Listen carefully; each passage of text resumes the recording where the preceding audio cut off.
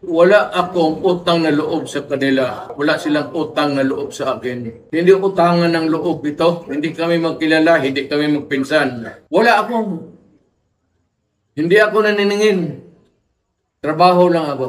Mismong si dating Pangulong Rodrigo Duterte na ang nagsabi na walang utang na loob na dapat tanawin sa kanya ang pamilya Marcos.